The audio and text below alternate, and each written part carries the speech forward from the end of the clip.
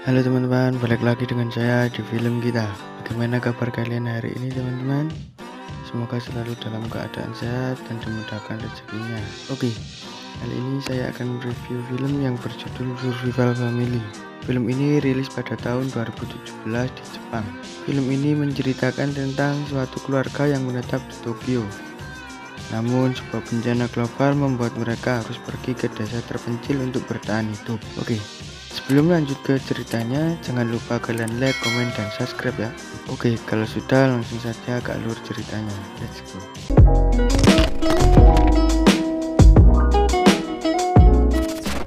Di awal film menampilkan kehidupan normal masyarakat Jepang seperti biasanya dan menceritakan sebuah keluarga yang beranggotakan 4 orang. Anak pertamanya bernama Kenji, seorang mahasiswa pendiam dan cenderung tertutup. Adiknya bernama Yui, seorang murid SMA terbilang gaul dan sama seperti remaja-remaja pada umumnya. Ayahnya bekerja di sebuah perusahaan dan ibunya bernama Mitsui, hanya sebagai ibu rumah tangga saja di tepat pukul 3 pagi. Dan ternyata itulah awal bencana ini dimulai. Listrik di apartemen mereka mati, tetapi semua masih bersiap-siap sekolah dan bekerja. Selama di perjalanan, Pak Suzuki biasa naik kereta terpaksa harus berjalan kaki karena kereta tidak bisa beroperasi. Kenji yang sedang bersepeda melihat beberapa mobil tidak ada yang dapat digunakan karena tidak adanya pengabdian. Kenji pun mulai bingung dengan keadaan di sekitarnya. Ibunya juga begitu. Setelah bertemu dengan tetangga-tetangganya yang mati listriknya, akhirnya memutuskan ke supermarket untuk membeli lilin. Namun saat sudah sampai di supermarket, lilin di supermarket itu sudah kosong. Dan akhirnya membeli sebuah makanan dan minuman untuk persediaan. Karena kantor juga tidak beroperasi, Pak Suzuki pulang dan dia mampir ke toko untuk membeli sepeda, yang saat itu sisa satu-satunya yang masih ada di toko tersebut. Saat makan malam, Kenji kebelet buang air, namun ternyata air juga tidak menyala. Untungnya ibu masih sempat menampung air di bak pemandian. Mereka semakin bingung dan hanya berharap besok sudah kembali normal lagi. Sudah seminggu berlalu, masih dalam kondisi yang sama. Tidak ada perubahan. Pak Suzuki tidak bisa mengambil uang di bank.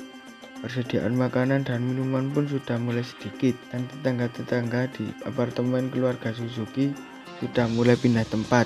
Akhirnya ayahnya memutuskan untuk mengajak mereka ke rumah kakek dengan rencana akan menaiki sepeda sampai ke bandara. Sempat ada penolakan dari Yui karena dia tidak ingin pergi ke pedesaan. Akhirnya dia mau menuruti ayahnya dan mereka segera berkemas. Kenji dan Yui menaiki sepeda masing-masing, sedangkan Pak Suzuki berboncengan dengan istrinya. Sudah jauh-jauh ke bandara, ternyata bandara juga tutup karena pesawat juga tidak bisa beroperasi. Mereka akhirnya menginap di hotel dekat bandara dengan harga yang cukup mahal hanya untuk membicarakan bagaimana selanjutnya. Akhirnya mereka mau tidak mau harus tetap melanjutkan perjalanannya ke rumah kakek menggunakan sepeda. Keesokan harinya, Kenji dan Yui pergi ke toko buku untuk membeli sebuah peta. Lalu Pak Suzuki melihat ada sepeda di samping toko penjual beras. Pak Suzuki berniat membeli sepeda itu, namun uang sudah tidak lagi dibutuhkan pada saat itu. Penjual itu hanya mau ditukar oleh makanan atau minuman. Akhirnya mereka menukarkan minuman beberapa botol dan juga minuman alkohol mahal sebagai bayaran sepeda beras. Dengan bermodal peta, mereka memulai perjalanan jauh mereka. Waktu menjelang malam, mereka beristirahat di sebuah museum dan di mana juga banyak orang yang bermalam di sana. Saat Kenji esok harinya sudah memasuki hari ke-16 bencana ini berlangsung. Persediaan makan dan air mereka juga sudah habis.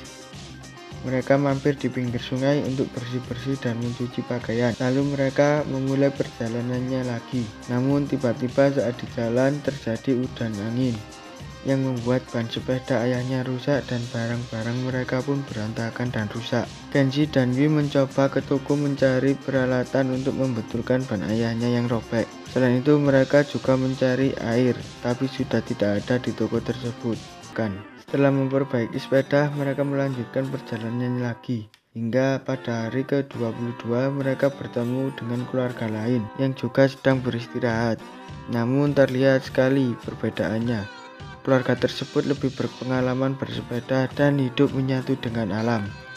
Keluarga itu juga memberitahu ibu makanan apa saja yang bisa membantu mereka bertahan hidup. Anak dari keluarga tersebut membawa kamera jadul yang menggunakan film, dan dia juga sempat memfoto keluarga Pak Suzuki sebagai kenang-kenangan dan akan dikirimkan nanti saat keadaan sudah kembali normal.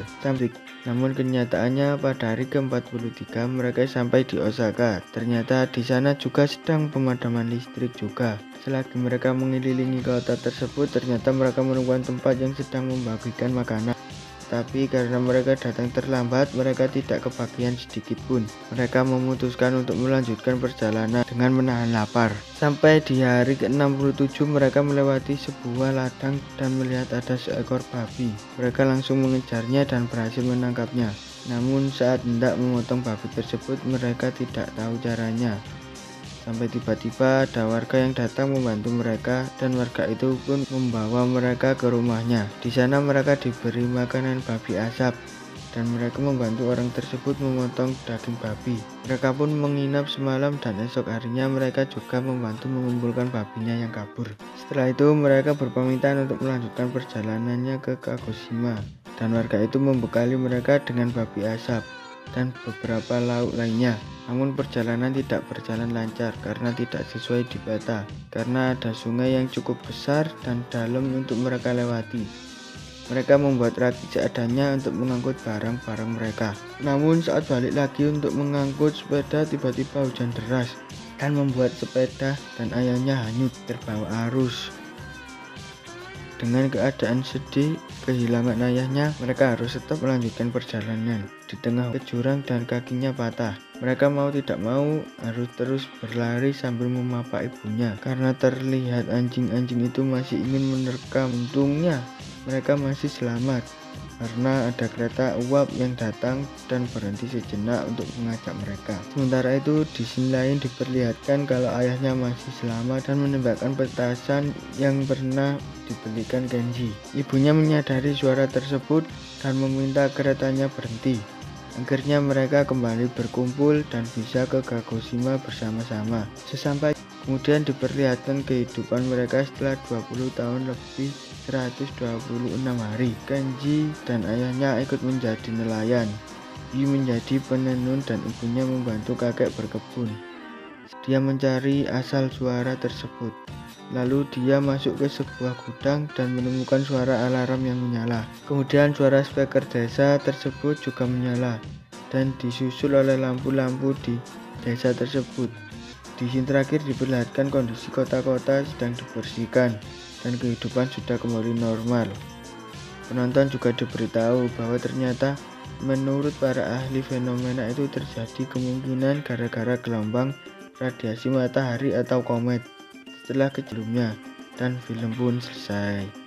Ya, itu tadi alur cerita film Survival Family. Semoga kalian suka dan jangan lupa kalian like, komen, dan subscribe karena itu sangat membantu bagi kami. Oke, sampai jumpa di video selanjutnya. See you di next video. Bye bye.